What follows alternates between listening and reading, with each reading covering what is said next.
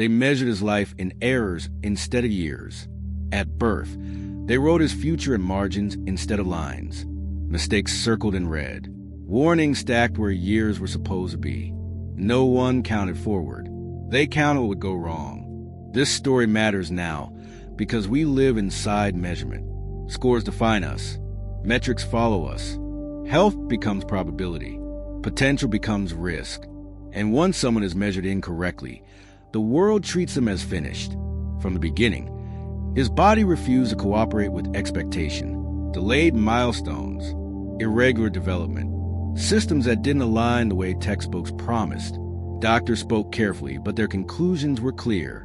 Shortened lifespan, limited independence, low ceiling.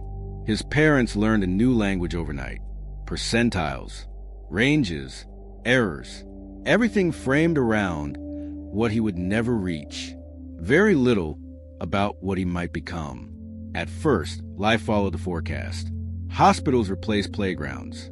Observation replaced imagination. Every achievement was labeled fragile, temporary, conditional.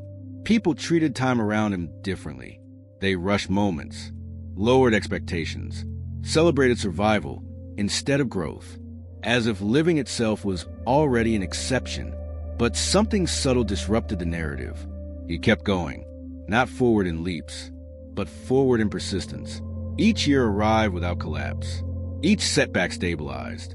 Each error became a baseline rather than an endpoint. The system did not know how to categorize him. Doctors updated charts, added notes, adjusted language. Predictions softened into possibilities, possibilities into uncertainty. What made this uncomfortable was not improvement. It was endurance. He did not outgrow the diagnosis. He outlasted its relevance. Time became the variable no one could control. The longer he lived, the weaker the original measurement became. Errors aged poorly. Years accumulated anyway. This was not a miracle story. Nothing reversed. Nothing vanished. The body remained complicated. The future remained unclear. But life continued, and continuation alone began to challenge the framework built around him. They had measured his life in what failed, not in what persisted. And persistence was quietly rewriting everything. This was only the first fracture in certainty. As he grew older, the gap widened, not between him and others, but between prediction and reality. Doctors adjusted expectations repeatedly. What was once described as impossible became unlikely, then merely uncommon. Language softened as certainty dissolved. He learned early how to live inside uncertainty. Appointments punctuated his calendar. Monitoring replaced milestones. But normal life continued between measurements. School was negotiated. Friendships adapted. Independence arrived in unconventional forms. Nothing followed a standard timeline. Yet nothing stopped entirely. The real conflict emerged socially. People expected fragility. They offered caution instead of opportunity, assumed limitation before asking capacity. He absorbed these expectations quietly, not with rebellion, with patience. He learned when to push, when to rest, when to let systems catch up to reality. What surprised everyone was not resilience. It was consistency. The condition did not worsen. It stabilized, then simply became part of life. Years passed.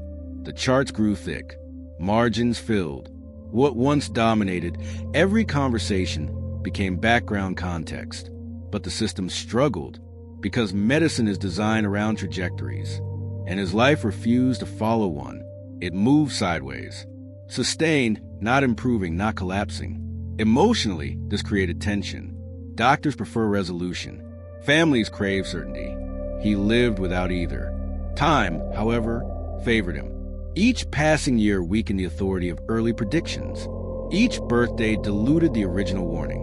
The longer he lived, the more obvious it became. The error was not in his body. It was in the assumption that life could be forecast so precisely. This realization unsettled everyone involved. Because if one life could defy measurement, then measurement itself was fragile. The conflict deepened because nothing had changed except time. And time was no longer cooperating with the diagnosis. The tension reached its peak when the system stopped knowing what to say. There was no new data point to add, no warning left to repeat, no crisis to justify attention. His life had become inconvenient to the narrative, too stable to alarm, too limited to celebrate, too enduring to ignore. Doctors shifted tone. They spoke less, listened more. What once felt like authority now felt tentative, because time had outperformed theory. Emotionally, this was the hardest phase, not because of fear, but because of invisibility. When you stop fitting a category, you risk being overlooked. He was no longer the fragile case, but he was never the success story either. He existed in between, and medicine struggles with between. What sustained him was not hope, it was adaptation. He learned the language of his own limits, not as walls, as signals. When fatigue arrived, he adjusted. When systems faltered, he reorganized. Nothing dramatic, nothing heroic, just constant negotiation with reality. The conflict was not survival, it was recognition. Would the world allow a life that refused simple interpretation? Because his longevity was not a victory, it was a contradiction. A living reminder that human systems are estimates, not verdicts. As years accumulated, something shifted. People stopped asking what was wrong. They started asking how he lived so steadily. That question carried weight, because it implied something radical. That the problem might never have been his body, that the error lay in the framework itself. This was emotional crest, not triumph, but exposure. A system built on prediction was being quietly corrected by persistence, and that correction could not be undone. The realization arrived without celebration. No apology, no formal revision of the past. His life had not been mismeasured because of error. It had been mismeasured because of certainty, because systems prefer clean outcomes, and real lives rarely provide them. He did not live longer to prove anyone wrong. He lived because life continued to function. Day after day, adjustment after adjustment, the charts were never corrected. They were abandoned, quietly set aside once they stopped explaining anything. Years became more useful than predictions. This story matters because we still measure lives this way, by risk, by deviation, by projected failure.